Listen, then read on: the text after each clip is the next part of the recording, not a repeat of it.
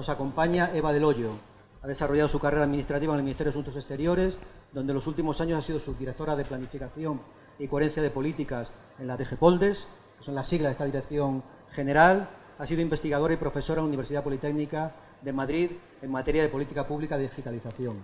Además de los temas que tenía previsto Eva, le hemos propuesto que también, dada la preocupación que ha sido esta mañana, ¿no?, de cómo estas cosas se concretan, ¿no?, bueno, la DG Poldes, de alguna forma, entre sus competencias y dirección estratégica, también tiene a su cargo los instrumentos donde la política de cooperación española se lleva a la práctica y se concreta junto a los países. Eva, cuando quieras. Bueno, pues, a ver, ¿funciona? ¿Se oye bien? ¿No? ¿Hola? ¿Así? ¿Hay que subirlo más? ¿Así? ¿Se oye así? Vale, perfecto. Ya está. Bueno, pues Hugo, muchas gracias por la presentación, por la invitación. Y nada, un placer estar aquí con vosotros, ¿no?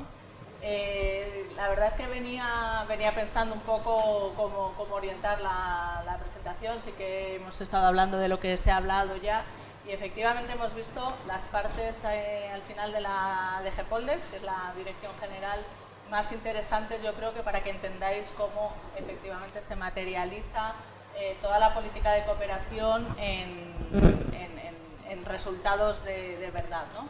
Ayer me parece que estuvo la directora de América y del Caribe, de Latinoamérica y el Caribe, Laura Oroz, que ella pertenece a la Agencia de Cooperación Internacional. Mientras que nosotros no estamos en la agencia, nosotros estamos en el ministerio. Digamos que somos la bisagra entre la parte de planificación estratégica y política de la Secretaría de Estado y la agencia y otros instrumentos que tiene la cooperación española, como la Fundación Carolina, la FIAP, de implementación de los programas y de los resultados en terreno. ¿De acuerdo? Entonces nosotros lo que hacemos es diseñar las estrategias, diseñar los programas de los países, para que luego la agencia, estos otros instrumentos o agencias de comunidades autónomas o otros ministerios hagan los programas ya concretos de cooperación en los países prioritarios. Sí que me gustaría recalcar que nosotros también, y eso es importante, somos los que llevamos la voz de la cooperación española a las instituciones internacionales, a la Unión Europea, a Naciones Unidas, etcétera. ¿Y por qué digo esto? Digo esto porque Latinoamérica, yo creo que aquí estamos muy centrados en el continente latinoamericano, es una prioridad constante de la cooperación española y esto no es casual ni es trivial, en el sentido de que no es algo que sea una moda, no es algo que digamos, bueno, es que ahora no sé, no, España en Latinoamérica está presente. Ha habido años de mucho menor presupuesto, pero yo a veces digo, si midiésemos, si hubiese una forma de medir lo que la presencia y las redes de España en Latinoamérica, yo creo que se multiplicaría mucho el impacto. Y ahora os digo por qué. De cara, por ejemplo, a la presidencia del Consejo de la UE del año que viene, España sabéis que preside el Consejo de la UE en el segundo semestre de 2023, Latinoamérica va a ser una de las prioridades absolutas y por primera vez hace años, desde hace unos meses, cada vez que vamos desde la DG Poldes a los consejos de la UE, a las reuniones de ministros, de directores, hemos empezado a ir que cuando decimos la palabra Latinoamérica, no giran la vista y hablas como al infinito, que es lo que sucedía. Ha habido años que decíamos la palabra Latinoamérica, Caribe, Latinoamérica, y realmente no había ni una sola réplica de decir, pues qué interesante, nada, como si no existiese la palabra. Hace unos meses ha empezado a cambiar la cosa. Hace unos meses decimos Latinoamérica, ya hay países, la propia UE nos hace guiños, replican, sí que interesante, sí, debería haber una cumbre, etcétera, etcétera. Y esto es muy importante de cara al trabajo de España. Entonces, España es una constante, es, digamos, nuestra seña de identidad. Siempre hemos tenido que justificar la cooperación avanzada. En el plan director anterior, que ahora os contaré, diseñamos estos nuevos acuerdos de cooperación avanzada frente a los marcos de asociación país. O sea, siempre hemos tenido un interés de trabajar con un tipo de realidades que nos era, o que al resto de nuestros socios europeos les era un poco ajena, ¿no? Bueno, pues entonces, por eso la DG Poldes también representa la cooperación española en este tipo de foros. Hacemos el enlace entre la implementación en terreno y el resto del Ministerio. Es muy importante con las direcciones políticas, las direcciones generales políticas, las secretarías de Estado de Asuntos Globales, la Secretaría de Estado de la UE. Entonces, nuestro papel es ¿de acuerdo? Entonces, no somos AECID. La verdad es que AECID es nuestro, digamos, mayor representante, pero nosotros también nos encargamos de llevar la palabra, digamos, y representar a otras cooperaciones autonómicas, entidades locales. Entonces, nosotros hacemos la planificación, ley, plan director, marcos de asociación país y otro tipo de acuerdos que ahora os contaré. Hacemos el seguimiento de la ODE, quiero decir, todos los entes de cooperación española nos reportan a nosotros y nosotros somos oficialmente quien reportamos al CAD de la OCDE, la famosa cifra, ¿alguien sabe en cuánto estamos actualmente en la ODE frente a renta nacional, o sea, con respecto a la renta nacional bruta en España? ODE, ayuda oficial al desarrollo. Sí, ayuda oficial al desarrollo. Esta cifra tan importante del 0,7, 0,25. Digo 0. Sí, porque cada año vamos subiendo, ¿no? 21, 0,23, 0,25 vamos a reportar este año, creo, estamos en los últimos días, ¿vale? Pero lo que hacemos es recolectar todas las cifras de, por supuesto, de los ministerios más importantes en cooperación, de comunidades autónomas, de entidades locales que en España reportan pues muchos de los 8.000 municipios, pero también de las universidades y otros centros de investigación. Nos reportan a nosotros, y de otro tipo de agentes, ¿de acuerdo? Eso también lo hacemos, y también hacemos evaluación y gestión del conocimiento. Esta última parte en los últimos años ha estado un poquito menos desarrollada, pero la nueva ley establece también una potente política de gestión del conocimiento que yo creo que es fundamental. Entonces, a eso nos dedicamos. También nos dedicamos a... Yo sé que ayer habéis hablado mucho de la Agenda 2030 y no voy a entrar ahí, pero querría saber si habéis hablado también de la Agenda de Financiación para el Desarrollo que acompaña a la Agenda 2030. No. Bueno, la Agenda de Financiación para el Desarrollo, y esto es fundamental que lo sepáis, es para mí más relevante siquiera que la Agenda 2030. ¿Y por qué? La Agenda 2030 sí que nos dice, bueno, pues salud global, educación para todos, energías, pone una serie de objetivos. La Agenda de Financiación es la que nos dice, es realmente la que materializa el ODS 17, que es al que nos dedicamos nosotros. Nosotros, el Ministerio de Asuntos Exteriores, yo creo que todos los ministerios, los órganos que se dedican a la cooperación internacional, lo que hacen es poner en valor el ODS 17. A mí no es que me dé igual, pero si hago temas de salud o temas de educación o temas de agua, hay ministerios y hay entidades responsables y que saben de esos temas. Yo de esos temas pues necesito un experto en tal.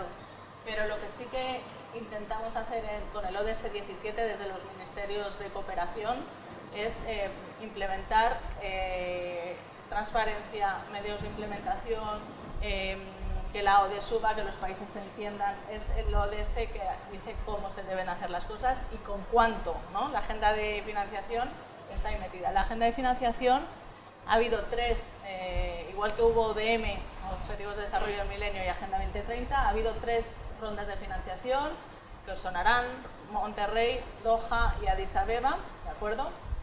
Ahora estamos previendo que haya una cuarta en un futuro. Y esa nos dice cómo, y nos dice AOD, Ayuda Oficial al Desarrollo, es un flujo fundamental, pero hay otros 6 flujos que son fundamentales para el desarrollo de los países y esos son, ¿por qué os hablo de esta agenda? Esta agenda para Latinoamérica es fundamental.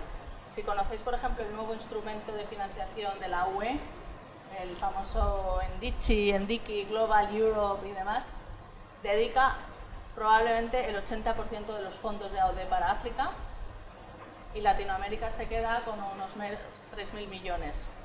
Claro, si tú dices, pues esto es como voy a hacer yo cooperación contigo, pues realmente es da risa, ¿no? Porque son unos fondos que no llegan para nada. Pero la agenda de financiación lo que nos dice es la ODE es un flujo fundamental que apalanca, pero hay otros 6 formas de hacer cooperación. Hay deuda, deuda, comercio, inversión directa, ciencia y tecnología, ¿de acuerdo? Hay movilización de recursos domésticos, que es la fundamental, al final, que los países sean fiscalmente sostenibles y puedan recaudar e invertir, etcétera. Y también está las exportaciones y la inversión. Entonces, AOD en Latinoamérica es una forma interesante, pero desde luego no nos podemos quedar ahí. Y de hecho, para la presidencia lo que queremos es precisamente hacer todo una movilización de recursos que vía, obviamente, la colaboración con el sector privado nos dé un paquete tal de inversión que sea interesante para Europa y Latinoamérica. Por eso Latinoamérica, España siempre está ahí y estará, no importa qué tipo de cooperación sea, si es más cooperación, lo que llamamos clásica, avanzada, etcétera. Entonces, ayer Laura creo que os habló brevemente de la ley. La ley recoge todo esto, la ley recoge AOD, Ayuda Oficial al Desarrollo, perdón que lo digo todo el rato, y también recoge la importancia de otros flujos, tipo comercio, tipo deuda, etcétera. La ley recoge esa subida que queremos del 0,25 al 0,7, ya veremos cómo. Eso sí que es un reto mayúsculo, porque para llegar al 0,7 en 2030 tenemos que crecer pues 800 millones al año. Eso en los tiempos de dificultad fiscal que tenemos en este momento ya veremos, pero bueno, por lo menos tener una senda. ¿Qué hace la ley también, que es muy importante? Yo creo que vosotros sepáis, el sistema de cooperación española no es solo la ECID, no es solo el Ministerio, no es solo cada uno, es el conjunto de actores que participan. Y como digo, tan importante es la agencia española, la que más en general, ¿no? En términos de volumen, en términos de presencia, etcétera, pero también contamos con otros muchísimos agencias, ministerios. El Ministerio de Justicia tiene unos programas impresionantes de cooperación, Interior, Hacienda. Al final, el número 1 en cooperación es Hacienda por la transferencia que hace a la UE, ¿de acuerdo? Pero también el Ministerio de Economía con los bancos multilaterales de desarrollo. Quiero decir que es un conglomerado y luego tiene mucha presencia en terreno. Cataluña, por ejemplo, el País Vasco. Hoy nos han venido a ver, por ejemplo, de otra comunidad autónoma, y no necesariamente las consejerías de cooperación. Hoy nos ha venido a ver la cooperación en justicia de otra comunidad autónoma, diciendo que ellos hacen cooperación en 2 países latinoamericanos en concreto y que quieren participar en nuestros programas. Entonces, todo esto, ¿quién establece los países prioritarios? El plan director. ¿Quién establece en qué sectores o en qué ámbitos se va a trabajar? El plan director. Entonces, en paralelo a la ley, con esta reforma del sistema, del presupuesto, etcétera, de la agencia, estamos haciendo un nuevo plan director, que es el 6º plan director de la cooperación española. Yo esto no me canso de decirlo, pero al final la cooperación es una política, y si muchos de vosotros os dedicáis a esto en el futuro, que en ese sentido es pionera. Pionera porque yo dudo que haya muchas políticas en España, políticas públicas, que vayan por su 6º plan director de forma periódica y recurrente. Está, no sé, pero conozco miles de políticas que hacen un plan, luego hacen 5 años sí, luego venga, vamos a retomarlo. O sea, ¿me entendéis, no? Quiero decir, yo creo que como la política de cooperación es una política que gasta el presupuesto y el dinero de los españoles en sitios donde no se ve necesariamente o donde cuesta entender, a veces parece mentira, pues es una política al final que tiene que rendir cuentas, ¿no? Planificar, hacer seguimiento, evaluar, y por eso al final es una política muy ordenada, es una política que hacemos seguimiento cada año, entonces vamos a hacer el 6º plan director. El 5º plan director ha tenido cosas muy buenas, ha tenido cosas que no han funcionado tan bien, y por ejemplo una de las cosas que no ha funcionado tan bien son estos acuerdos de cooperación avanzada. Al final los MAP, los marcos de asociación país, ¿os suenan? ¿No? Cuento un poquito. Bueno, pues cuento los MAP. Los MAP son los acuerdos bilaterales que España firma con sus países de asociación, pues me parece que son 13 países en Latinoamérica, con 8 países en África, ¿de acuerdo? Y en eso se establece en un diálogo con el país. Por eso digo que la cooperación española igual tiene menos fondos que otras, pero tiene unas herramientas muy potentes de diálogo, de flexibilidad, de decir qué necesitas que te acompañe o en qué podemos aprender, ¿no? Es la estrategia que se negocia con los gobiernos de los países socios para los 4 siguientes años, siguiendo el ciclo electoral del país. Nosotros no decimos, nosotros planificamos 5 años, que es lo que hacen todas las cooperaciones. Nosotros, la verdad que nos adaptamos, intentamos hacer una planificación de recursos, de resultados de desarrollo, en qué ODS vamos a tener resultados, etcétera. Y eso no es solo del Ministerio, como repito, sino que es todos los actores de cooperación española. Nosotros nos sentamos a negociar tanto en terreno, y a la Embajada y las oficinas de cooperación española, como aquí en sede, con unas, pues mira, todo lo digital nos está ayudando mucho a tener este tipo de diálogo, y establecemos, pues yo Cooperación Valenciana quiero trabajar en esto, el Ministerio de Justicia en esto otro, el Ministerio de Asuntos Exteriores, la ECID, en esto otro, y así establecemos cuáles son las prioridades en las que vamos a trabajar juntos entre los dos. O sea, claro, el país socio tampoco nos puede pedir que hagamos cosas que nosotros en las que no tenemos experiencia, y tampoco nosotros decimos, es que nosotros hacemos agua allí donde no, es muy dialogado. Total, que estos acuerdos de cooperación son acuerdos internacionales, o sea, cuelgan directamente del tratado bilateral que España firma en materia de relaciones internacionales. Estos tratados a veces duran 40 años, 30 años, y los MAP dependen directamente. Por parte de España los suele firmar ahora mismo el ministro de Asuntos Exteriores, el presidente de gobierno ha firmado unos cuantos, quiero decir que son al máximo nivel, y desarrollan todos los principios de eficacia del desarrollo. Diálogo, orientación a resultados, transparencia, etcétera. ¿De acuerdo? Están todos orientados a la Agenda 2030, y en ellos España normalmente dice cuántos recursos va a poner. Entonces, esto funciona muy bien. Es uno de los... Y además, en España acabamos de tener nuestro examen de pares por parte de la OCDE, y claro, cuando ven cómo hacemos la planificación, quieren aprender más, quieren que les demos cursos de cómo planificar, y además, como somos de... Otra cosa no las hacemos bien, y luego podemos hablar, por ejemplo, de todo el tema de seguimiento, todavía no somos capaces de sacar resultados, pero la planificación la hacemos muy bien.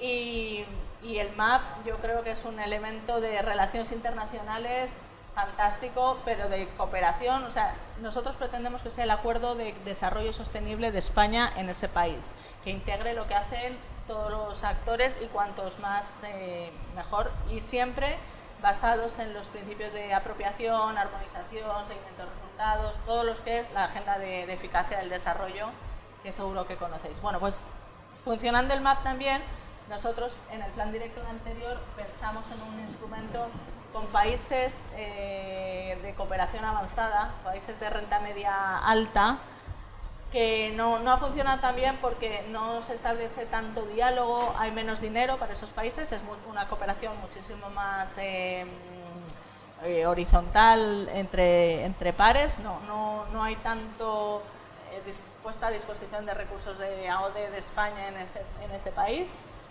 Y vemos que al final no despierta tanto interés, porque no te sienta realmente a negociar, a decir vamos a trabajar en esto, no tiene un marco de resultados.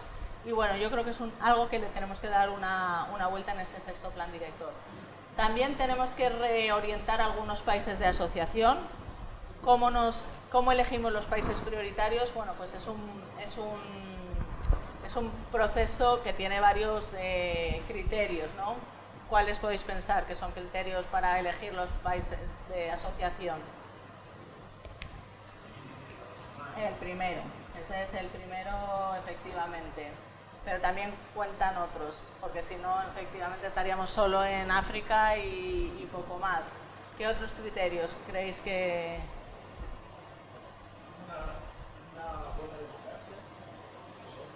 Bueno, no necesariamente, realmente. En general, sí, porque además nosotros establecemos el MAP con el gobierno del país socio, con lo cual tiene que haber un gobierno, pero también trabajamos en estados frágiles, sin democracia, por ejemplo, en Haití, o trabajamos ahora mismo en Mali, o sea que no necesariamente es bueno, pero no indispensable. Es nicaragüense, por eso está preocupado. Nicaragua, por ejemplo, ahora tenemos y luego hay países que tampoco son una democracia así institucionalizada en años que España trabaja, ¿no? Tenemos ahí un par de ejemplos complicados. Que al final trabajamos para el pueblo, o sea que no solo. Lo que sí que, por ejemplo, el MAP del Salvador, que se firmó de Honduras, que se firmó hace unos meses, sí que España negociaba con el gobierno y, por ejemplo, el gobierno quería poner un texto sobre una ley que limitaba el papel, ¿no?, de la sociedad civil, y ahí España se planta, ¿no? Nosotros el respeto a los derechos humanos en general sí que intentamos, que se preserve, ¿no? Entonces, bueno, estos son temas de vulnerabilidad y desigualdad, España los considera mucho, porque si no, tampoco estaríamos en muchos de los países de Latinoamérica, que tienen una renta per cápita mucho más alta, ¿no?, que muchos países pero claro, hay que ver el origen de esa renta per cápita, los índices de Gini, entonces vulnerabilidad tendremos. También lazos históricos y políticos, claramente España prefiere también colaborar allí donde se siente más, donde es más lógico, ¿no?, que la cooperación. Entonces, bueno, esos son temas que se fijan en el plan director. Y luego ya descendemos al tema de los marcos de asociación país, de los acuerdos de cooperación avanzada, que yo creo que vamos a sustituir, ¿no?, estos acuerdos por MAPs en general, y luego sí que vamos a tener un interés mayor en este plan director en los aspectos de territorialización, de localización de la Agenda 2030, de trabajo con la cooperación descentralizada, con comunidades autónomas, descentralizada en España, con las entidades, ¿no?, con los 3 niveles de administración, y también para exportar el modelo o ayudar a otros países a llevar procesos de descentralización. España en eso trabaja muy bien. De hecho, hemos presentado una candidatura para que Bilbao sea el secretariado de Local 2030, o sea, que se reconoce a España un papel importante en todos los procesos de local. Y luego también otro aspecto importante que trabajamos desde la Dirección General es la firma de acuerdos con los organismos internacionales con los que España colabora. O sea, igual que tenemos marcos de asociación país con los países socios, también tenemos marcos de asociación estratégica con ONU Mujeres, con UNICEF, o sea, con los organismos internacionales en los que establecemos como una relación estratégica y tendemos a pues los fondos multilaterales, sobre todo ahora que estamos creciendo, crecer en en esa dirección. Yo, si queréis, lo dejo por aquí ahora. Sí, si os parece, podemos reaccionar, ¿no?, a la presentación de la directora general. Había preocupación esta mañana, lo comentaba con Eva cuando ha llegado, sobre el cómo, ¿no? Y bueno, yo creo que este despliegue, ¿no?, de instrumento de planificación, ¿no?, por parte de la unidad competente para ello, ¿no?, de alguna forma empieza a aclarar un poco el cómo. A quien decía, ¿no?, cómo se aterriza tú mismo, Marco Antonio, ¿no?, cómo se aterriza en el marco, digamos, en la operativa real, ¿no? Digamos, esto trasciende el discurso tradicional, ¿no? Yo creo que es importante que se conozca. Algún comentario también, Eva, muy importante, que nos ha hablado estos días, ¿no?, que es la pluralidad de actores que tiene la cooperación española, ¿no? Comunidades autónomas, entes locales, el sector privado, del cual hemos hablado fugazmente de vez en cuando, ¿no? Yo creo que esto es importante, ¿no? Imagino que esto será un dolor de cabeza para ti, ¿no?, pero no deja de ser una riqueza muy importante de lo que supone la cooperación española tradicionalmente, ¿no? Sí, la verdad es que desde el 2000, siempre ha sido así, ¿eh? Tengo que decir que los marcos de Asociación País, hay países con quienes estamos firmando nuestro 5º marco de Asociación País. Quiero decir que no es una cosa de un gobierno puntual, sino que siempre se ha trabajado así, con más o menos recursos.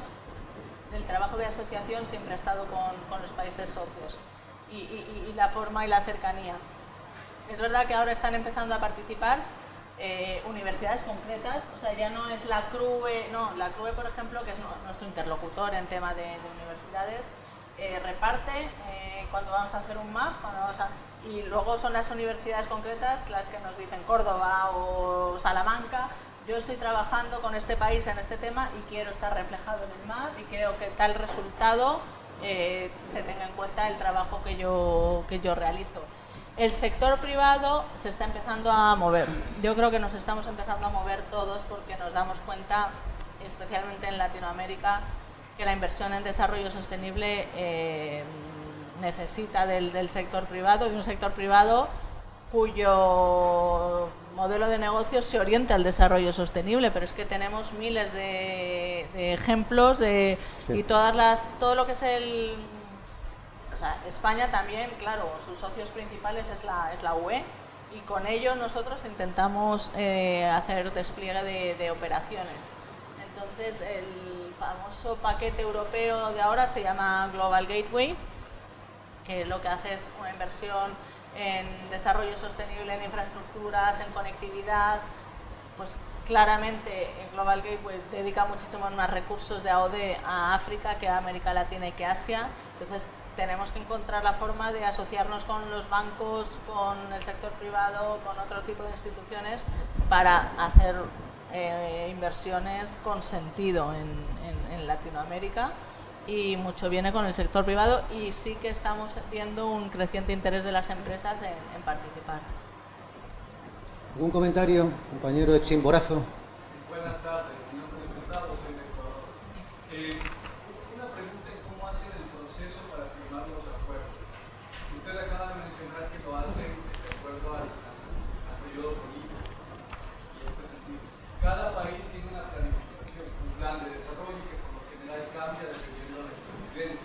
Al momento en el cual ustedes efectúan las conversaciones para firmar estos maps, ¿se alinean a estos planes de desarrollo que también tienen que ver con la Agenda 2030 o hacen un diagnóstico posterior y de acuerdo a eso hacen su planificación? Han mencionado que su forma de planificar es muy buena. Siempre con el plan de desarrollo del país. O sea, nosotros los resultados que tomamos propios son los resultados de desarrollo del país socio. Normalmente sus planes, sí, plan de desarrollo, cada uno se llama de una forma, en unos es a 10 años, en otros a 4, pero siempre con el plan del país. En algún país también te digo que tenemos dificultades, no todos están alineados con la Agenda 2030, pero bueno, encontramos en general la vía para alinearnos. ¿Algún comentario, alguna pregunta más? Por favor. Brasil. Perdona, socorro de Brasil.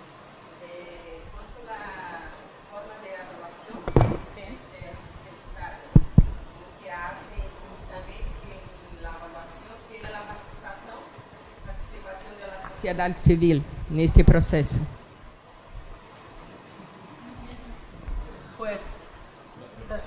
bueno, pregunta. No, adelante. ¿Sí?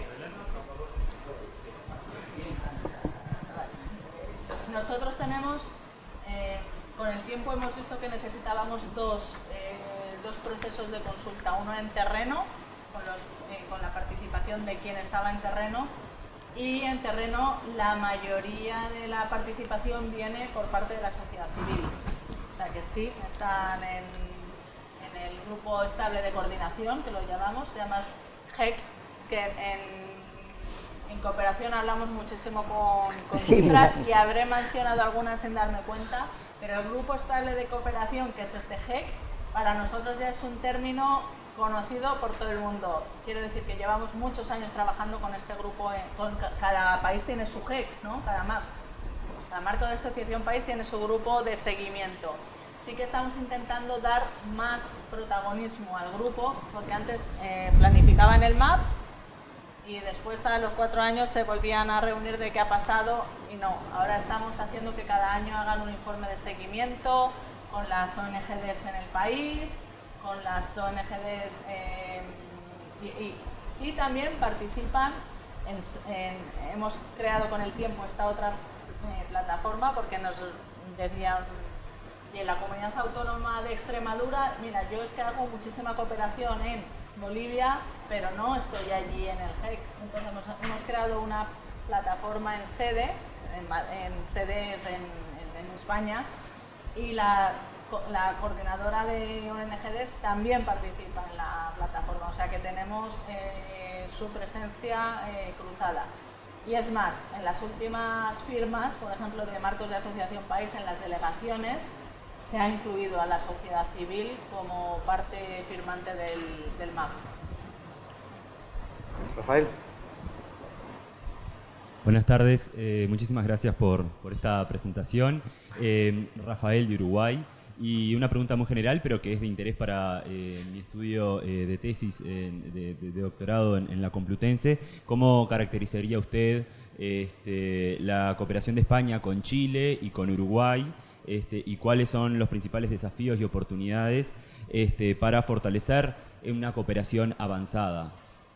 Gracias. Bueno, o sea, son dos casos muy concretos porque, claro, han pasado a ser países de renta, no sé, al final si este año sí, este año no, pero vamos, da igual. Van a pasar a ser países de renta alta, con lo cual ya ni receptores de AOD ni... Pero es lo que digo, yo creo que la cooperación avanzada tiene que trascender los flujos de AOD. Yo parezco que tiro piedras contra mi propio tejado, pero es que no nos tenemos que ceñir a los flujos de ayuda oficial al desarrollo. Aquí yo siempre me fijo cómo planifica la UE. La UE planifica en general y luego ve lo que se puede computar como AOD y lo que no. O sea, partimos de una... En cambio, en España a veces tenemos la cosa de ¿es AOD? Entonces planifico. No. Y tal como lo vamos a hacer en el paquete de inversión, finalmente si hay una cumbre UELA el año que viene, yo creo que es decir, bueno, vamos a ver en qué necesitamos la inversión y por supuesto hay, bueno, el Global Gateway, esto ya es un poco de cooperanto, pero se declina en proyectos y programas concretos que se llaman iniciativas Equipo Europa, Team Europe Initiatives, ¿vale? Hay varias TEIs que son en Chile y varias TEIs que son en Uruguay y sobre todo España muy presente por ejemplo, en Chile hay de hidrógeno verde, eso no va a ser AOD, claramente, pero ¿qué más da? Es desarrollo sostenible y es que la Agenda 2030 yo creo que desdibuja un poco las líneas entre esto es AOD, o sea, yo creo que no nos tenemos que constreñir a AOD o no AOD, sino es desarrollo sostenible, es Agenda 2030 o no. Y es más, hay desarrollo muy poco intensivo en recursos AOD, por ejemplo, toda la formación técnica, todo el intercambio de funcionarios que al final da muchísimo más impacto y es muy poco AOD. Da igual, habéis oído hablar de la nueva métrica, es que tampoco me quería meter en mucho, pero nosotros hacemos el seguimiento AOD, he dicho esto del 0,25, pero el CAD hay otra nueva métrica que se llama TOSDI, TOSSD. Siglas mejorables para el futuro, ¿no? Que Porque, son Total Official Support for Sustainable Development. Que en España hemos hecho una traducción de ayuda oficial total para el desarrollo sostenible. Bueno, hay muchos estudios de esto. Y España es bastante pionera en esto, que lo que hace es ir más de la ODS. Todos los flujos vengan del sector privado, vengan de instituciones que dan garantías, vengan de los bancos que trascienden, si lo puedo computar como AOD. O sea, AOD digamos que es la forma más purista de garantizar que es un dinero que va exclusivamente al desarrollo con el único fin de desarrollo. Pero es que hay mucha inversión en desarrollo sostenible que claro que va a que la empresa X gane dinero, claro, pero al final también plantea una solución que mejora el desarrollo sostenible del país X. Entonces, estas nuevas métricas que también estamos midiendo, yo creo que es la forma de decir desarrollo sostenible es todos los instrumentos que ADIS menciona. Y yo soy muy pro de este tipo de desarrollo, que se va más. Al final, también ciertas regiones de España necesitan desarrollo. O sea, que es el desarrollo de una forma. Es lo que es la agenda. La agenda no dice son solo estos países receptores. No, todos estamos en desarrollo y todos estamos en transición. Y yo lo que quiero es, nosotros sí que estamos haciendo estudios de cómo los MAP deben involucrar. Y yo creo que en España, por ejemplo, tenemos convencidos, o sea, vamos, no es que tengamos convencidos, sino que hay muchos actores con esta mentalidad, con esta nueva mentalidad, que dan algunas resistencias y es necesaria muchísima pedagogía, muchísima... Claro, hay casos, por ejemplo, disculpa. O sea, todos los temas de regulación, todos los temas de... El sector privado claramente no va a llegar a ciertos sitios, para eso está la OD, para decir yo complemento o desarrollo donde el sector privado no va a llegar porque no me interesa, para eso es lo que es necesario la OD. Paula. Claro.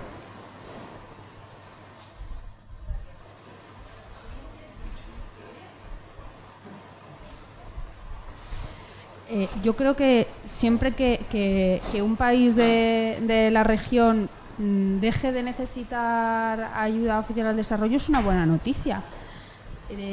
Y lo que no impide que pueda seguir habiendo otro tipo de relación bilateral más horizontal, como hemos estado diciendo, ¿no? Entonces, se puede seguir trabajando con Uruguay y con Chile a otro nivel, y de una manera que incluso seamos nosotros los que nos convirtamos en receptores, que ya no se puede utilizar esos términos, ¿no? Pero y no tiene por qué salir necesariamente de los fondos de cooperación, ¿no? Aquí es que estamos muy centrados en la cooperación, pero desde la DG Poldes también se hacen políticas en esta otra dirección, o sea, con países con los que no se trabaja con fondos de cooperación, sino a otros niveles. O sea, España tiene cooperación y de hecho una de las ideas del plan director es como concentrar más en los países en los que estamos, pero sí se hace cooperación con muchos. Y por ejemplo, donación de vacunas hemos hecho a muchísimos que no son receptores porque lo hemos hecho a través de mecanismos multilaterales. Efectivamente, es que tenemos que trascender que si es AOD y la idea de España ha sido siempre esta, tener estos acuerdos de cooperación avanzada. Veremos ahora, yo creo que van a ser más marcos de asociación país, aunque hayamos trascendido la barrera de la OD. Yo siempre lo digo, recordemos que España ha sido receptor de AOD hasta... Luego muchos países de estos son duales, son receptores por una parte y todos los temas de cooperación triangular son buenísimos. Y como dices tú, es que al final no es un flujo... nosotros también, si oís hablar a cualquier funcionario, es que el otro día hubo una jornada del Día del Funcionariado. cuánto aprendemos todas las unidades de la administración cuando nos relacionamos con otros países, es que es un flujo en las dos direcciones, efectivamente. O sea, que es que yo soy totalmente pro la cooperación más avanzada. Brasil, tu nombre no lo retuve, lo siento. Sí. Buenas tardes. Ella me pidió para hablar mi segundo nombre. Me llamo Marlesio McNamara. Eva, muy buenas tardes. Mucho gusto escucharte. Yo tengo dos preguntas porque una es relacionada a la otra. Mira, en mi país la situación ahora es muy compleja, pero siempre se puede. Mi pregunta. Ahora sí. Ahora. Gracias. Disculpa. En mi país la situación siempre fue compleja, pero ahora mucho más. Una primera curiosidad es, en las políticas de desarrollo sostenible, certamente un eje importante es el financiamiento y las asociaciones para producción de conocimiento científico, pero no solo. Yo hablo eso porque para mi país el conocimiento científico, aunque estemos en un momento muy difícil, continúa siendo muy importante porque en la universidad producimos conocimiento que impacta las políticas públicas, políticas formativas, todo en la población en general. Primera pregunta es si es un eje realmente principal para las políticas de desarrollo sostenible y si hay posibilidad, si hay también la preocupación con la dimensión cultural. ¿Por qué pregunto?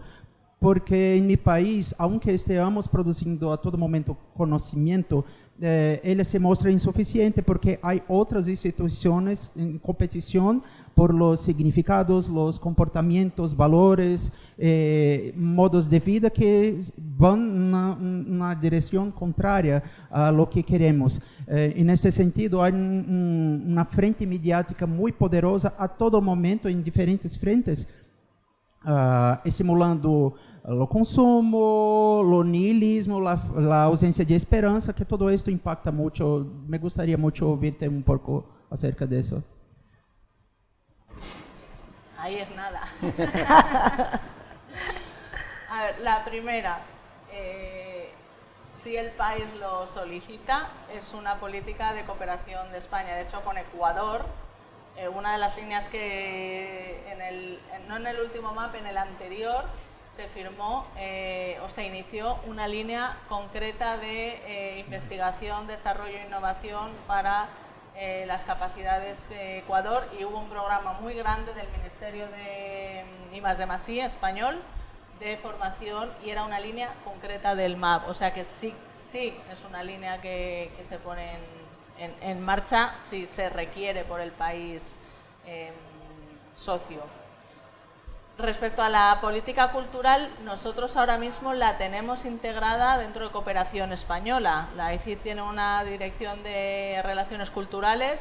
Nosotros, dependiendo de la embajada, tenemos centros de formación muy potentes, centros culturales muy potentes que en varias capitales latinoamericanas, por ejemplo, son referente de temas culturales de vanguardia. De hecho, alguno está cerrado por ese tema. Entonces, España, desde luego, en los MAP sí que tiene la política cultural como motor de desarrollo. Y realmente, con la política, antes lo comentábamos, ¿no? Con la meta de sensibilización y educación para el desarrollo, en España es la más potente. No te digo yo que esté siempre bien marcada y bien, pero desde luego es una actividad fundamental de nuestra sociedad civil, la política de sensibilización. De todas maneras, yo creo que es un tema todavía que en España no tenemos resuelto, cómo se hace la ciudadanía global. Esto, bueno, ella es muchísimo más experta que yo. Yo te lo digo como ciudadana de a pie. Yo creo que es un tema que no tenemos resuelto. El concepto de ciudadanía global, de bienes públicos globales, como en otros sistemas, creo que tienen mucho más. De internacionalización, al final, en España yo creo que nuestro alumnado todavía no tiene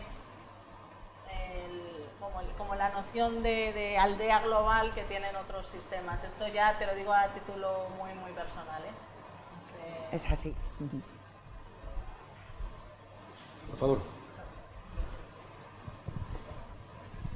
Buenas, soy Marco Antonio, de aquí y de Bolivia. Me cuesta decir de dónde soy, soy de todas partes. Pues sí. Una pregunta quizás muy puntual. A la hora de pensar de presentar un proyecto para mejorar, para incentivar la educación, y esto lo digo concretamente porque tenemos un grupo, yo y un grupo de filósofos, investigadores y ramas afines de humanidades, tenemos un proyecto en Latinoamérica con profesores de diferentes universidades para presentar un proyecto y pedir ayuda, cooperación, no sé cuál es el término, cuáles son esas instancias o esos pasos que hay que dar. Y va la otra pregunta, ¿se pide estando en Latinoamérica como latinoamericanos o como socios? Porque hay otro grupo de gente española con la que trabajamos, nos hacemos socios, pedimos desde España, pedimos desde Latinoamérica. Eso te trasciende, no es el circuito de CID, ¿no? Esto te iba a decir, para responderte esto, la persona idónea hubiese sido Laura ayer, ¿eh? Pero no pasa nada. O sea, AECID tiene una serie de convocatorias concretas. Nosotros tenemos convocatorias, pero para nosotros no pueden ser universidades, curiosamente. Para nosotros es sociedad civil y personas físicas y jurídicas no del sector público. Pero AECID tiene varias convocatorias de innovación AECID. Y estoy segura que los andaluces, los catalanes, también. O sea, lo que tenéis que hacer es mirar en las agencias concretamente. Y luego la vía, Marco Antonio, de las ONGDs, ¿no? Con la cual hablamos con esta mañana el director general de Ayuda en Acción, Fernando Mudarra, ¿no? Ajá. Tanto la agencia estatal, es decir, como las agencias autonómicas, ¿no? Algunas más potentes que otras, ¿no? Tienen periódicamente convocatorias para apoyar proyectos de las ONGDs, ¿no? Y habitualmente de fórmula diversa, ¿no? Pero obviamente es el vínculo entre una ONGD del sur, por así decir, y una ONGD, digamos, de aquí España, ¿no? O regional autonómica, ¿no? Y en ese marco se establece un proyecto de colaboración, luego hay convocatorias por las cuales la administración pública correspondiente selecciona, en su caso apoya, ¿no? Hay Esa es la vía. proyectos y programas, en la AECID seguro. Hay otra que se llama de innovación, que es para que varias asociaciones del país socio de aquí se junten. O sea, que tienes que mirar las fechas de la convocatoria y allí tienen departamento de ONGDs, departamentos sectorial, que es el que lleva de innovación, y departamentos geográficos que llevan ya en el país concreto. Y yo creo que da igual si eres de aquí, allí, normalmente tiene que haber de ambos sitios. Pero lo mejor es que te informes en la agencia, ellos tienen convocatorias. Y en cuanto a la academia, Eva, esta mañana y ayer también, esta mañana sobre todo con la presentación de Chelo, hablábamos, y si no hablamos yo lo digo ahora, ¿no? Que es un gran desconocido también, ¿no? La enorme cantidad, yo a veces digo que hay que sacar de la clandestinidad, la enorme cantidad de flujos que hay de relaciones de todo tipo, de movilidad académica, ¿no? Entre universidades, bilaterales, trilaterales, multilaterales, algunas más formalizadas, como que hay en torno a la SEGIP, que vienen mañana a hablar, ¿no? Pero es un gran desconocido, ¿no? ¿En qué medida desde el órgano de planificación, ¿no? Hay cierto acompañamiento, control, seguimiento, más allá de tu relación o vuestra relación con CRUE? CRUE es, digamos, el Consejo de Rectores de las Universidades Españolas, ¿no? ¿En qué medida, como ves, es uno de los lemas del curso, ¿no? Sí, sí. Universidad de Iberoamérica. Y a continuación te preguntaré por Iberoamérica. También hablamos que Iberoamérica y América Latina no es lo mismo, ¿no? El espacio iberoamericano multilateral, también muy rico, muy potente institucionalmente, también en el cual España hace una aportación no menor, ¿no? Vamos, a veces decisiva, ¿no? Entonces, ¿en qué medida también eso te quita el sueño? Pues, mira, respecto a la primera pregunta, o sea, las universidades, ya digo que efectivamente a nosotros tener un diálogo bilateral con cada una de las universidades sería imposible, sí, porque en España, pues cada comunidad autónoma, no sé cuántas universidades hay. 84. En España, pues, pero sí que tenemos un diálogo bueno, la CRUE es parte del Consejo de Cooperación. No he hablado de los órganos el Consejo estaría muy bien que cuentes. Del Consejo. Importante. Una de las cosas que establece la ley es una nueva gobernanza con un nuevo Consejo Superior de Cooperación.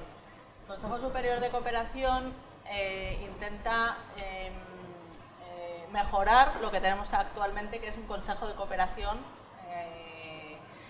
que lo que hace es tener yo creo, me atrevería a decir que está entre los 5 consejos y menos, según los miembros más activos de toda la administración española, de los consejos. ¿Por qué? Tenemos un consejo, el pleno se reúne cada 3 veces al año y lo solemos cumplir, salvo el año de COVID, por ejemplo.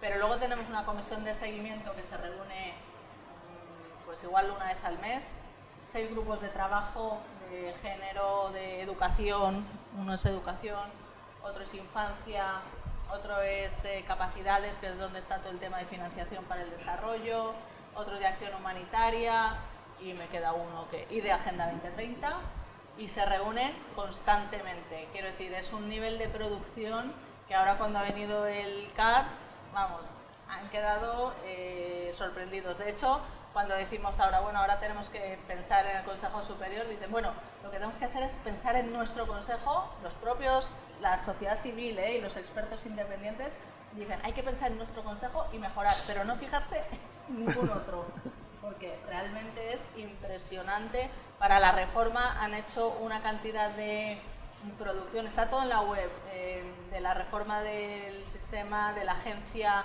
del sistema de financiación, porque sabéis que una de las debilidades que tenemos, yo creo, es que no tenemos un banco de desarrollo.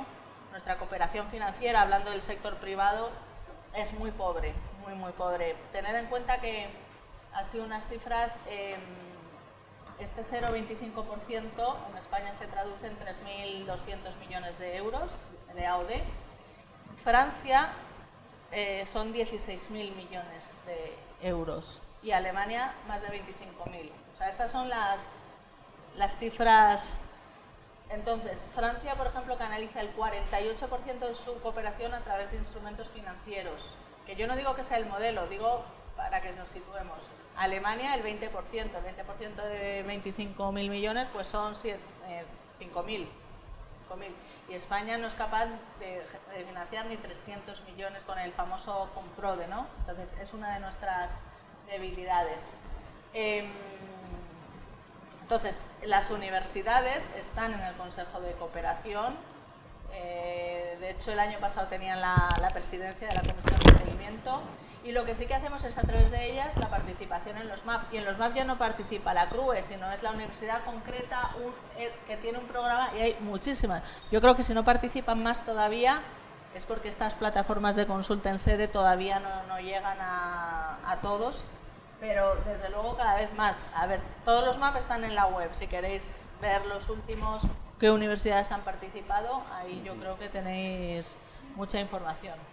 Y respecto al espacio iberoamericano, precisamente ayer, estamos intentando, ¿no?, que la potencial cumbre UELAC, que se está, no sea una cumbre ELAC, o sea, España, Latinoamérica, sino que sea una cumbre de toda la Unión Europea, que toda la Unión Europea tenga interés sostenido en el tiempo, que no sea hasta la siguiente presidencia española nada. Pero ¿qué pasa? Claro, que quien tiene las redes de empresas, de universidades, es el espacio iberoamericano, o sea, es España y Portugal con Iberoamérica. Entonces, y justo nos falta, por parte de Europa, que el resto de países se involucre, y por parte de América Latina y Caribe, que nosotros involucremos al Caribe, que lo tenemos, por nuestra parte está un poco, entonces, pero claramente todas las ministeriales que estamos pensando, estamos muy en contacto con la UE, tenemos reuniones cada 15 días con ellos con este tema. Claro, es que la red que ya está hecha es la red iberoamericana, que sirve como de ejemplo, entonces pues es muy potente, realmente. Y sector privado hay de todos los países, hay de todos los países. Cuando dicen que se han retirado, muchos países se han retirado, digamos, las estructuras oficiales, las cooperaciones, las oficinas en terreno, pero las empresas siguen invirtiendo, o sea, todas las francesas, las italianas, ahí están. Pero las redes, quien las conoce, pero porque las ha trabajado, es España y en menor medida Portugal. Así es. Aurora. Coge el micro si no te importa, porque queda grabado, por favor.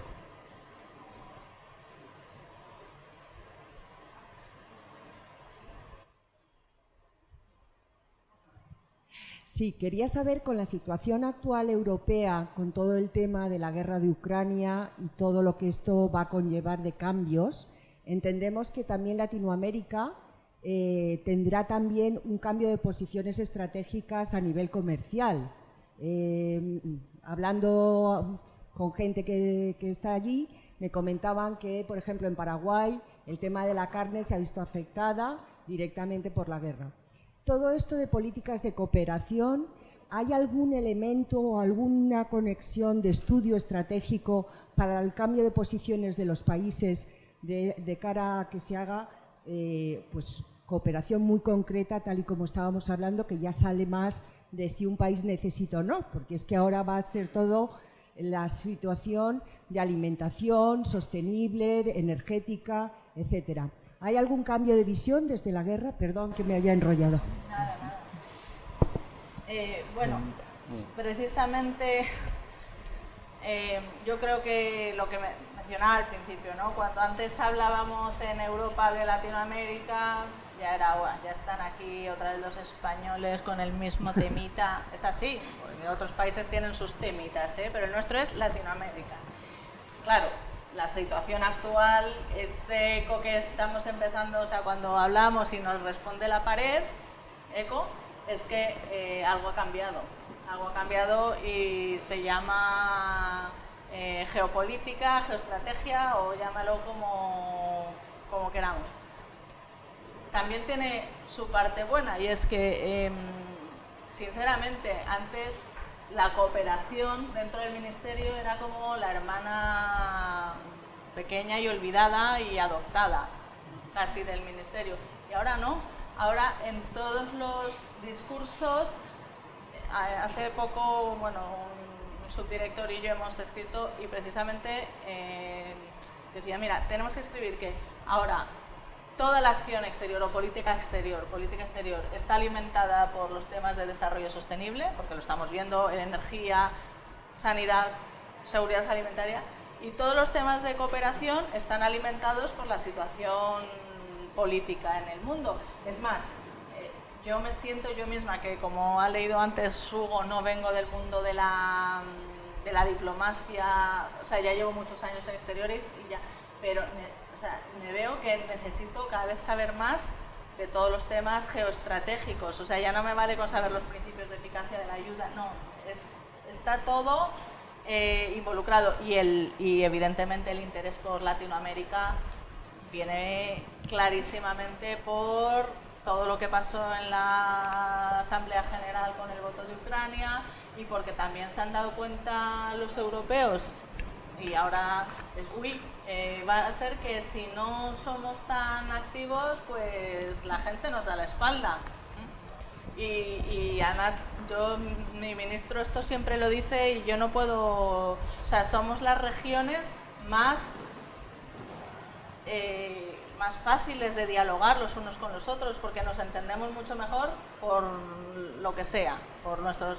Entonces, yo creo que pues despertemos un poco a que todo es un interés mutuo y por el bien común. Yo es que no lo veo de otra forma. Esto no significa que vayamos a defender los intereses de España, que también, que no es que pongamos los intereses, es que el bien común yo creo que está en el interés de España. Claro, yo hablo de cooperación española, entonces, pero lo mismo con Europa y lo mismo con los países socios. O sea, es que es un diálogo, no es una imposición y es encontrar el beneficio mutuo y global. Yo decía esta mañana, ¿no?, por echar un cable, ¿no?, a la conversación, ¿no?, que me encontré ayer al profesor Antón Costas por aquí, ¿no?, que tiene una frase, ¿no?, muy recurrente, ¿no?, que es aquello de que el pesimismo tiene mucho prestigio intelectual y académico, ¿no? Entonces yo, aparte, digamos, como vi la directora general, cuenta cosas que funcionan muy bien y otras cosas que están más lejanas, ¿no? Como todo el tema, digamos, de la cooperación financiera, atendida en el borrador de anteproyecto de ley de cooperación. Yo creo que es uno de los grandes retos, ¿no? La propia reforma de la agencia también, ¿no? Un clásico por el cual todo el mundo pregunta, ¿no? Pero yo diría también, dentro, digamos, del optimismo de la voluntad, ¿no? Que en esta administración, ¿no? Eso tiene que ver la Dirección General de Planificación y la propia Secretaría de Estado, hay un nivel de articulación del sistema de cooperación español, ¿no? Que más allá de toda esa diversidad, ¿no? De ministerios, cooperación descentralizada, entes locales, el mundo enorme de las ONG, ¿no? Lo que sería la propia cooperación gubernamental, ¿no? Que somos 5 o 6 agentes, ¿no? Es la propia Secretaría de Estado de Cooperación Internacional, que digamos como la parte más política, ¿no? La Dirección General de Planificación, con todo lo que ha contado la directora general, ¿no? FIAP, que es una fundación de la cual no hemos hablado aquí en estos días, ¿no? Pero que hace algo también interesante, ¿no? Que es asistencia técnica pública, ¿no? De alguna forma, por decirlo de forma rápida, ¿no? Es poner en contacto funcionarios, ¿no? De las administraciones españolas, ¿no? Con sus pares de América Latina y de otros lugares, América Latina como prioridad, para desarrollar, digamos, asistencia técnica pública, ¿no? Esto en términos de cooperación avanzada es muy importante, ¿no? Y la propia Fundación Carolina, somos hermanos pequeños, ¿no? Los hermanos más pobres también, ¿no? Pero que también, yo sé, periódicamente hay reuniones de coordinación, ¿no? Y esa gran aspiración, lo comentaba con el colega de las ONGs hace un rato, esa gran aspiración, ¿no? De, digamos, de la articulación, del acuerdo en el sistema, yo creo que hoy podríamos decir que se viene dando, ¿no? En esa medida, por hacer el pequeño comercial, también dentro de nuestra fundación, ¿no? Que sobre todo se la conoce, ¿no? Su buque insignia es el tema de movilidad académica, becas, etcétera, ¿no? El tema de diplomacia pública a través de visitantes, etcétera. También una pequeña área de estudios que tiene que ver con este tipo de reflexiones. Acompañamos también a este sistema, ¿no? Con, digamos, con la reflexión sobre algunos temas que tienen que ver con política de desarrollo, geoestrategia también, ¿no? Acompañado también, digamos, de la liderazgo del director de la fundación, que es un especialista en estos temas, ¿no? Pero yo creo que esto funciona razonablemente bien, todo es mejorable en esta vida, ¿no? Sí, Pero funciona razonablemente bien. Chelo. Sí, gracias. Quería mencionar, al hilo de lo que la directora señalaba sobre la planificación y el papel de cada uno de los actores, yo creo que en los últimos 15, 20 años los españoles y españolas que somos, cuando nos ponemos autocríticos hasta la autodestrucción, pues en el mundo de la cooperación hubo un proceso de reflexión y autocrítica muy profundo del papel de cada uno de los actores, de cómo estábamos desarticulados, desorganizados, de cómo la Administración General del Estado ponía la ayuda oficial al desarrollo en unas etapas del sistema educativo que a lo mejor no eran las más necesarias y prioritarias, focalizando en las universidades y con instrumentos que en ocasiones, etapa superada, digo que todo esto es fruto de una reflexión, pero que es para la cooperación sur-sur también interesa mucho, para la cooperación horizontal, ¿no? El que seamos capaces de identificar los errores en las políticas y en la armonización de los actores. Y realmente creo que sí se ha producido una reconducción no de todos los problemas que teníamos, pero se está avanzando en una buena dirección.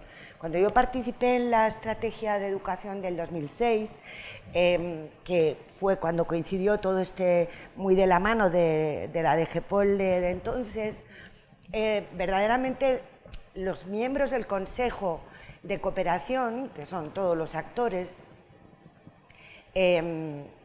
sometieron sus prácticas a una reflexión profunda, ¿no?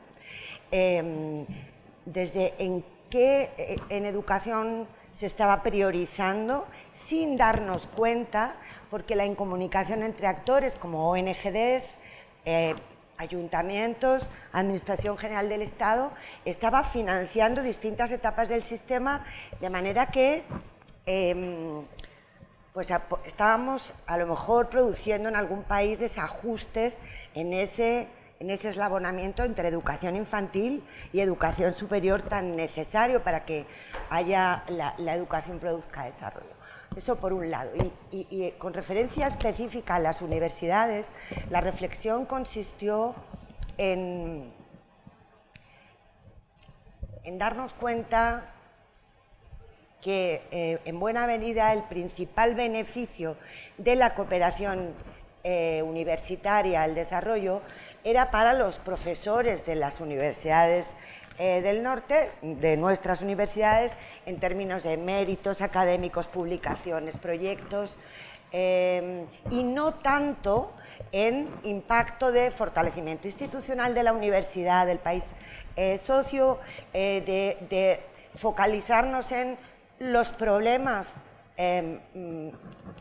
desde todos los puntos de vista de la investigación que afectan al país y que necesitan la cooperación científico-técnica de las universidades españolas, y también con los instrumentos de movilidad de las becas de la Fundación Carolina, que en la época en que os estoy comentando que se produjo esa reflexión, hubo un cambio desde un instrumento que financiaba la movilidad de las clases medias altas de América Latina, que normalmente además se traducía en una fuga de cerebros, a transformarlo en un instrumento de ayuda a la cooperación, porque hay un compromiso del receptor de la beca o receptora de devolver al país de origen lo aprendido durante un periodo de tiempo, ¿no?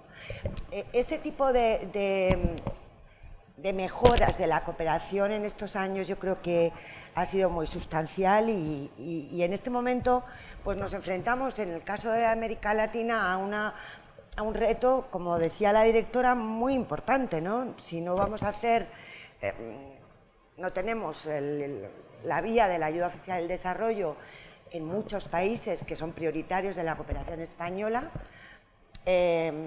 bueno, también podemos manejar el indicador del índice de desarrollo humano, en el cual hay muchos países de renta alta que tienen un índice de desarrollo humano bajo y un índice de desarrollo social del IPS muy bajo.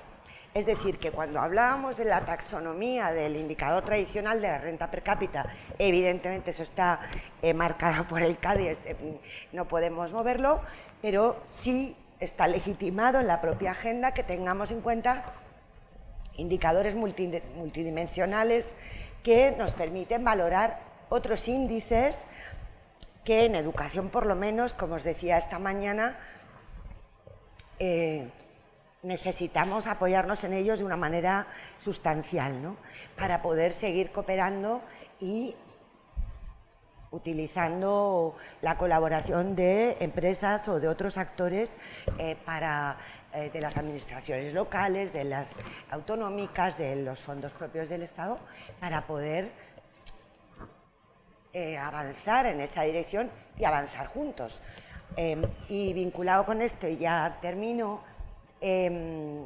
claro, cuando hablábamos del diálogo de políticas, lo podemos hacer de muchos modos, pero cuando Hugo mencionaba a la FIAP, la fundación que efectivamente su instrumento principal es la formación de funcionarios o el fortalecimiento de las administraciones públicas de los países socios, yo participé en un proyecto del mayor interés, ¿no? Y fijaos que España participó en tanto en cuanto teníamos una experiencia dilatada en no sacar adelante pactos sociales por la educación.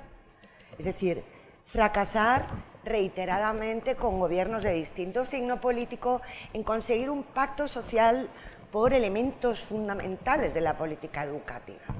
En toda nuestra historia hemos fracasado en todos los intentos, menos en dos, están lejanos en el tiempo, y de cada uno de ellos tenemos unas lecciones aprendidas. ¿Quién falló? ¿Qué actor se bajó de la mesa o se levantó de la mesa?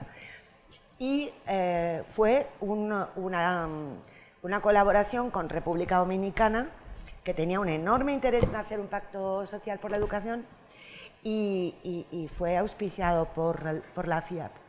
Y verdaderamente aprendimos mucho unos de otros, pero para que veáis que no es solamente mostrar aquello que sabemos hacer bien, sino aquello en lo que no hemos sido capaces de tener éxito, pero hemos reflexionado sobre eso, ¿no? Y eso, en términos de reformas educativas, creo que también tenemos mucho que compartir, para bien y para mal. Para bien y para mal, ¿no? Mucho que aprender de países que han avanzado, tanto en América Latina, como es el caso de Portugal, en lo que os mencionaba esta mañana, de la inclusión del alumnado discapacitado en las escuelas ordinarias, y que pues tenemos proyectos con Oreal, con AECID, financiados por AECID y el Ministerio de Educación español, de diálogo de políticas de avance en estos temas, porque Portugal tiene una gran experiencia y buenas y positivas prácticas en esa materia. Es decir, que tenemos muchas posibilidades de trabajar juntos en distintos sectores, pero desde luego veo claro que en el de la educación, sin duda, ¿no? Por seguir el hilo de reflexión un poco de la profesora Consuelo, ¿no? Era una transparencia que tenía esta mañana preparada, pero que en aras del tiempo no me dio tiempo para plantear, y que anticipa de alguna forma lo que es uno de los mensajes del curso y de lo que viene mañana, ¿no? Que esto es la cooperación de las universidades, ¿no? Hay un relato tradicional, ¿no? Que no es mío en absoluto, no me lo apropio, ¿no? Pero que ahora se puede acoplar también a este modelo de cooperación avanzada, Agenda 2030, etcétera, ¿no? Que es un poco el papel de las universidades como agente, ¿no? Que dice algo así, ¿no? Hay como tres dimensiones, ¿no? Una dimensión más académica, que quién como la universidad para desempeñarla. Por ejemplo, en este país de hace ya mucho tiempo hay una cantidad, una panoplia enorme de formación de distinto nivel, ¿no? Hay másteres muy reputados, muy consolidados, ¿no? Por el cual han pasado, digamos, un montón de personas, ¿no? Cursos más cortos como este, más humildes, más modestos, dentro, digamos, de la brillante exposición, digamos, de su alumnado, ¿no? Pero que es un curso de verano finalmente. Hay doctorados, ¿no? Que se están haciendo sobre este tema, ¿no? Más o menos vinculados, relaciones internacionales, como el caso de Rafael, temas vinculados a política de desarrollo. Esa dimensión académica es un papel importantísimo de la universidad dentro de esta lógica de política de desarrollo y de cooperación. Pero hay una dimensión también que podríamos decir social, ¿no? ¿Quién, digamos, como las universidades, para activar, para ese activismo, esa base social y de respaldo de la agenda de desarrollo por parte, digamos, de lo que es el núcleo fundamental de la universidad, que es su alumnado, ¿no? Son, digamos, gente que tiene, digamos, vocación de aprendizaje, de intervención social, ¿no? Por tanto, esta dimensión social también es importante. Y una tercera, muy vinculada, digamos, a los propósitos de la Agenda 2030, sería algo así como podríamos decir una dimensión más técnica, ¿no? Las universidades son sistemáticamente interpeladas como agentes de desarrollo sostenible. El despliegue de la agenda de desarrollo requiere de solidez, requiere de elaboración técnica y es un ámbito especializado y complejo, ¿no? Por tanto, estas tres dimensiones de alguna forma interpelan a la universidad, ¿no? Con lo cual, digamos, vuelvo de alguna forma digamos, al mensaje del curso, ¿no? Como agente triple, ¿no? Académico, social y técnico, ¿no? Esto de alguna forma anticipa lo que vamos a comentar mañana, pero yo creo que de alguna forma también nos cierra un poco la reflexión de hoy. Eva, no sé si quieres hacer algún mensaje final. Hay algo que no hemos tocado. O varios mensajes, hasta las 5:30 no hay prisa, ¿no? No, algo digno de mencionar con respecto a la cooperación avanzada es que España en el cuarto plan director tuvo que hacer una reducción drástica de sus países de asociación, porque estábamos en 50 y con los presupuestos de este año nada, hubo que reducir y nos quedamos en 21. De 50 a 21, yo entré en esa época en la DG Polder, ¿no? Donde no había para nada, o sea, no había nada multilateral, nada, o sea, lo mínimo de lo mínimo. Yo creo que se pagaban los sueldos que computan como AOD y no había muchísimo más, o sea, gastos corrientes. España llegó al 0,12. Pero curiosamente, en toda esa transición de cierre de oficinas fue un proceso muy duro, muchos de los países que en el quinto plan director han sido reconocidos como de cooperación avanzada fueron aquellos países donde en principio se planeó cerrar, pero los propios países, gobiernos de los países nos dijeron, mira, es que da igual que no tengáis AOD, da igual que no tengáis fondos, nosotros queremos seguir haciendo este tipo de cooperación más horizontal, más de intercambio. Ahí las herramientas como la FIAP o la Carolina yo creo que son fundamentales. Es lo que digo, no son tan intensivas en AOD, pero el impacto que tienen de formación, de intercambio de conocimiento, de redes, a mí me parece mucho más importante, y de hecho esos 9 países son los que se han quedado ahí que son México, Costa Rica, Uruguay, Chile, son todos esos países que se han quedado ahí en tierra de nadie y que se han llamado de cooperación avanzada. Es por eso, porque fueron países que estaban previstos cerrar la cooperación y que no se cerró, porque ese tipo de cooperación más se llama cooperación al desarrollo, ya no es cooperación interna, o sea, no es cooperación, digamos, de intensiva en AOD, sino es otro tipo de cooperación, otro tipo de instrumento que es fundamental. Entonces, yo creo que merece la pena invertir también en ese tipo de relaciones. No sé si hay una última pregunta. De no ser así, yo me permito agradecer a Eva del Hoyo, que sé que ha tenido que salir de una reunión muy importante, ¿no?, para llegar aquí, creo que además sin almorzar, por cierto, ¿no?, lo cual muestra, digamos, el interés y el apoyo, no solo a la Fundación Carolina, que va de suyo, ¿no?, sino a este tipo de estrategias de formación, ¿no?, que a la cooperación española, digamos, nos parece especialmente importante. Por supuesto, a nuestra catedrática favorita, Consuelo Vela de Medrano, ¿no?, gran amiga, ¿no?, no solo de la educación, ¿no?, como hemos dicho esta mañana, ¿no?, de las especialistas más importantes que tenemos en el país, ¿no?, sino con su vínculo también con el mundo de la cooperación, ¿no? Por tanto, muchas gracias a las dos, ¿no?, y bueno, mañana continuamos sin vuestra presencia, pero os iremos informando. Muy amable. Muchas gracias, gracias a vosotros.